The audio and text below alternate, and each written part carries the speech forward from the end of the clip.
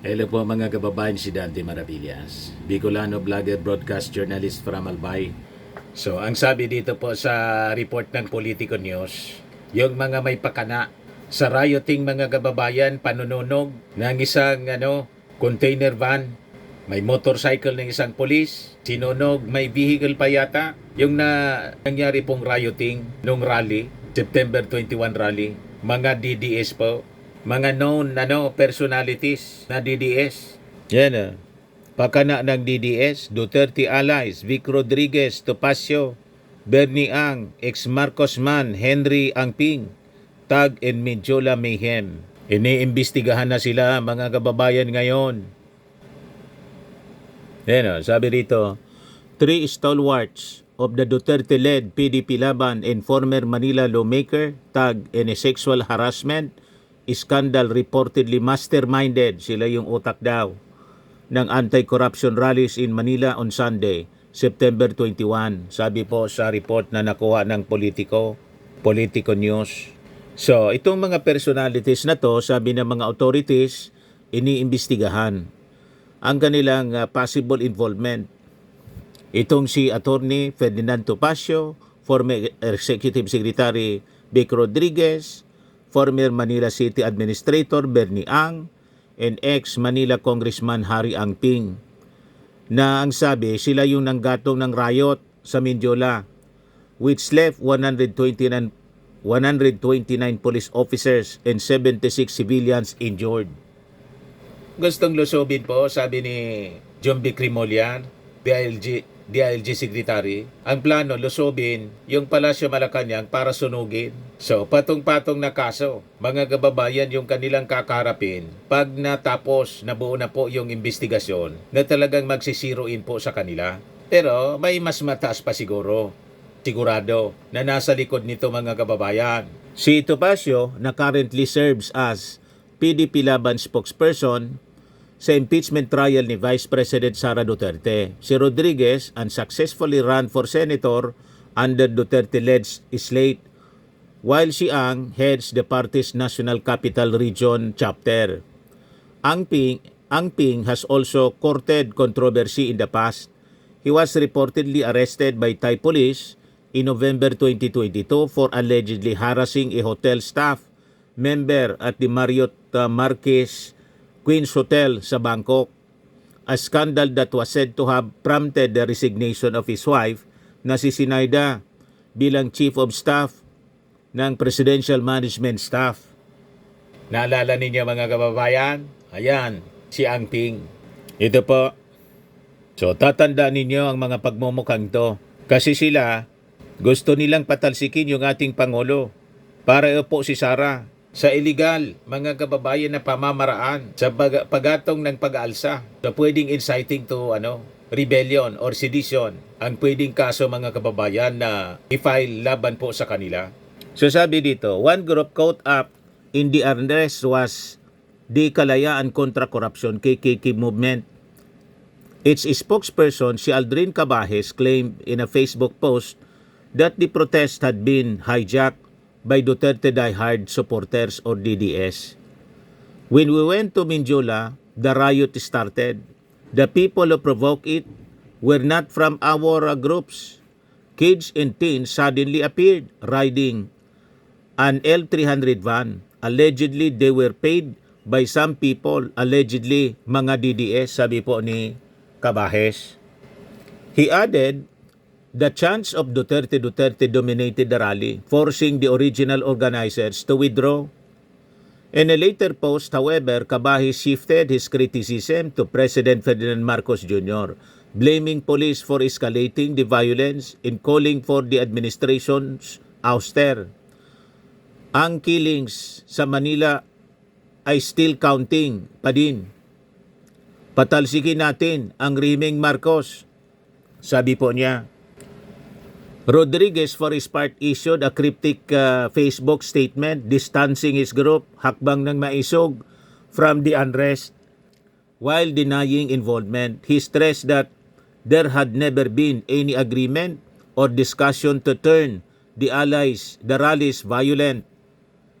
Nagugas kamay mga kababayan bigla si si Vic Rodriguez.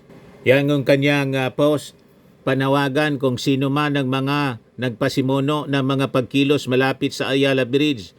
Pinapaalam ng hakbang ng maisog na hindi ito ang ating napagkasundoan at lalong hindi pinaintulutan ng kahit sino sa hinahin nito. Walang kinalaman ng hakbang ng maisog dito at kung sino man ang may kagagawan, sila mismo ang responsable sa nasabing mga gawain. Hakbang ng maisog. Biglang nagugas kamay, mga kababayan. Ina-screenshot mga kababayan yung mga post ng kanilang mga kasama. Si Atty. Greco Belica, maraming babaliktad bukas. Panoorin ninyo. Yan ang post ni Glenn Chong. Yan, lusob na. Maisog rallies marching towards Mindula from Liwasang Bonifacio. Nasa likod nila kami. Yan. Mag-uugas kamay kayo. Yan yung post niya. In Mindula, Marcos resign. Ayan siya, nakaposisyon. Kita ninyo? Mga sinungaling. Ito naman yung post ni Mr. Sasot. Fake news siya. Mindula Massacre Part 2. Yan ang ano. Ginagatungan niya yung mga tao na may massacre na nangyayari para magalit po. Ano? When you read history of various nations, one thing is in common. They did not sing, dance, nor Instagram. Their way to system change. Real anger is not Instagrammable. Tapos post siya ng fake news na may massacre na anyang nangyayari sa Mindula, Part 2. Pilit nilang ginagatungan yung damdamin ng mga tao. Akala nila maniniwala sa kanilang mga panggagatong. Hindi man po naniwala sa kanila. O ngayon, iyakan sila at hugas kamay. Presidente pa rin yung ating Pangulo. Kasi gusto nila iupo si Sara. Si Sara para hindi makalata yung mga tao sa intensyon, lumipad pa Japan.